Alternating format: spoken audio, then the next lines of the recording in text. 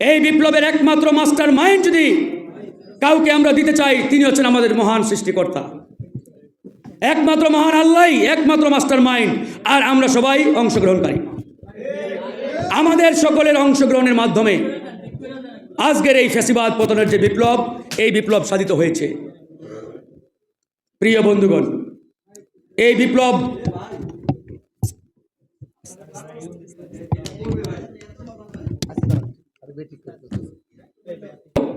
জনগণের প্রত্যাশা ছিল একটি বিপ্লবী জাতীয় সরকার গঠন হবে, কিন্তু সেই বিপ্লবী জাতীয় সরকার পরিকল্পিতভাবে গঠন করতে দেওয়া হয় নাই।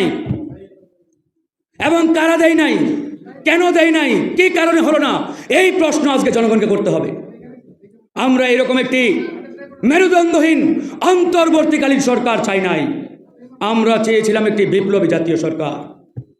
সেই জাতীয় সরকার গঠন করতে দেওয়া হলো না, আর সেই জাতীয় সরকার না হওয়ার কারণে আজকের এই বাংলাদেশে নানান সংকট, নানান সমস্যা, নানান ঝুঁকি তৈরি হচ্ছে। আর এই দায়ভার কে নেবে? কেউ নেওয়ার নেই।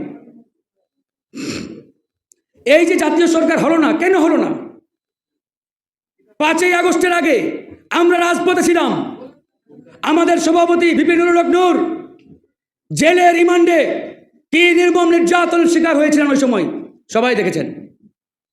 আমরা রাজপথে আন্দোলন করছি, আর তারা ওই ক্যান্টনমেন্টে মিটিং করছে, ফ্যাসিবাদী হাসিনার সংবিধানের আন্ডারে অন্তর্বর্তীকালীন সরকার গঠন করবে।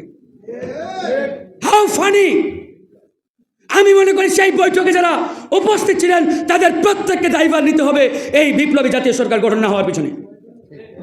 তাদের কারণে হয় নাই। আমরা এই সরকার চাই নাই, আমরা বিপ্লবী সরকার চেয়েছিলাম, আমরা জাতীয় সরকার চেয়েছিলাম। তারা ওখানে মিটিং করলো, এরপরে তড়িঘড়ি করে এই অন্তর্বর্তীকালীন সরকার হাসিনার সংবিধানের আন্ডারে করার জন্য কোথায় গেলেন? বঙ্গভবনে। ওই বঙ্গভবন কার?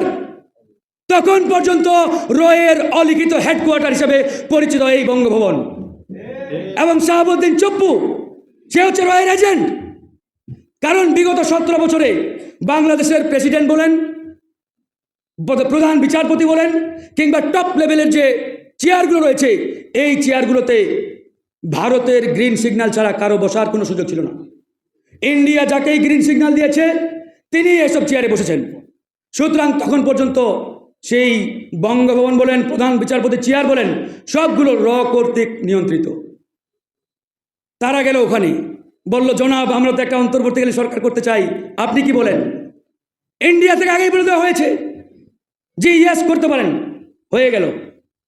তারপরে ভবিষ্যতে যাতে এই সরকারের বৈধতা নিয়ে কেউ চ্যালেঞ্জ করতে না পারে, চিঠি পাঠানো হলো প্রধান বিচারপতির কাছে, যে মাননীয় প্রধান বিচারপতি আপনি বলুন, আমরা তো এরকম একটা সরকার গঠন করতে চাচ্ছি, ভবিষ্যতে এটার বৈধতা নিয়ে কেউ প্রশ্ন তুললে কি হবে আমাদের? প্রধান বিচারপতি বললেন, না কোনো অসুবিধা নেই, করতে পারেন। তৎকালীন সময় পর্যন্ত প্রধান বিচারপতির চেয়ারে যিনি ছিলেন তিনিও ভারতের গ্রিন সিগন্যাল প্রাপ্ত বিচারপতি। তাকে আমরা বাংলাদেশের প্রধান বিচারপতি বলতে পারি না। আজকের এই সংকট আমি মনে করি সেই দিন থেকেই শুরু হয়েছে।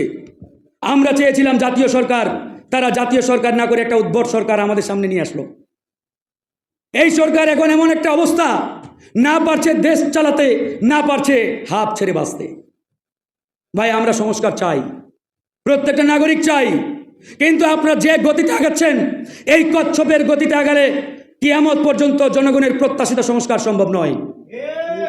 সংস্কার অবশ্যই চাই, সংস্কারের পরে নির্বাচন চাই, কিন্তু এই সংস্কার করতে হলে আপনাদেরকে অনতিবিলম্বে জাতীয় সরকার গঠন করতে হবে।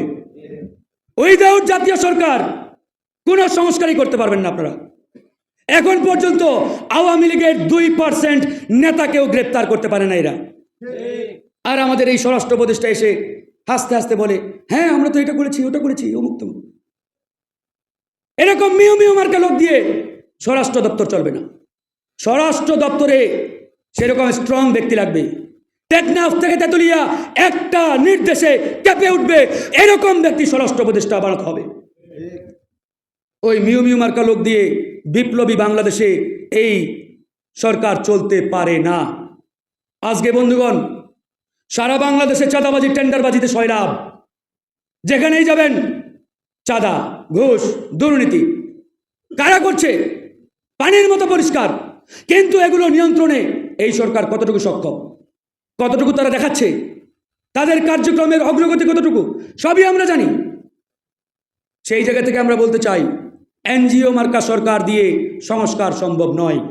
যদি সত্যিকার অর্থে সংস্কার করতে চান, আমরা গণ অধিকার পরিষদ সংস্কার চাই, আমরা এই সরকারকে সহযোগিতা করতে প্রস্তুত।